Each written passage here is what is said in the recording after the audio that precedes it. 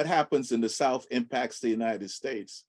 But the Democratic Party doesn't believe that they can win in the South. But the other problem is that most Black people live in the South. And so the question then is, what kind of things you think we should be doing until the country catches up with us on this issue? I mean, you have any ideas of what we should be doing in terms of trying to make the South and the Southern strategy important in terms of people understanding its impact on the nation?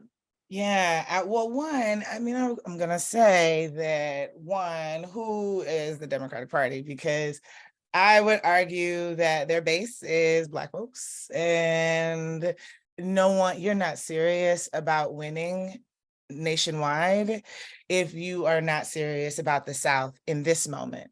I would say that has been the case probably for the past at least 40 years.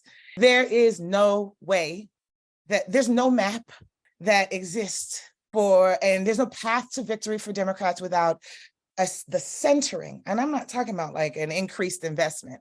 I'm talking about the centering of Black American voters, full stop, period, point blank.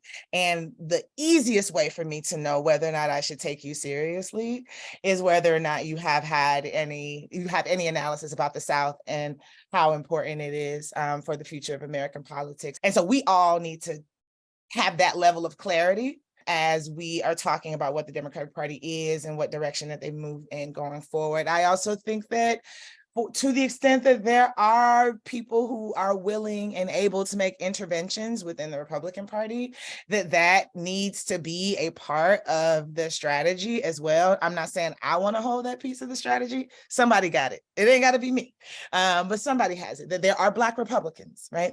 And they might not need we may not need them to vote with us, but if you are advocating for a Black agenda within the party in the ways that you see fit, sure. Right. I think three, that this country is far too big for two political parties. And so I am actually encouraged and attracted and interested in doing more research with the Working Families Party and trying to understand, and the Green Party and libertarians. I don't fully understand their ideology. I feel like they're just diet Republicans or Republicans who are embarrassed by the racism of the GOP platform. And so what does it mean to have more parties? I mean, we're a nation of 300 plus million people. To have two political parties, our neighbors to the north, Canada, there are more people who live in California than who live in Canada. There are more people who live in Texas than who live in Canada. And Canada has like 5-6 major parties that are represented in its parliament, right? And on municipal levels. And so exploring that, I feel like Ice Cube and Diddy were talking about a Black party. I'm gonna leave that there. But I think there needs to be serious conversation, because we talk about voters and we talk about candidates and we talk about elected officials all the time. I think that parties are an important piece of the infrastructure for organizers to be thinking about as a vehicle for us to build power and to contest for power. And I feel like we don't do enough talking about parties as a piece of the infrastructure. So I feel like that's going to be important in the future too. Charles? Yeah. What I wanted to talk about before was, this notion of supporting the South. The reality of it is, people say they want the map to change, but they don't want the consequence of that change. Because if you support the South, that means supporting Black and brown people. That means supporting Black and brown leadership. And you have folks who are not ready for this. And what's so funny about it is this book has already been written. If we look at Reconstruction, and the era post-Reconstruction, it is the exact same thing happening now.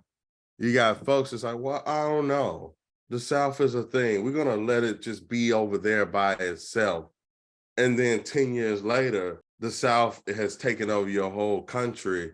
And you're like, where do we go from here? How did this happen? Oh, maybe we should have listened to those Black folks in Mississippi and Georgia and Louisiana, Alabama, when they were telling us these things are threats and we should take it seriously, that we should engage in these fights. So, I mean, the reality is that the National Democratic Party has to stop this battleground concept.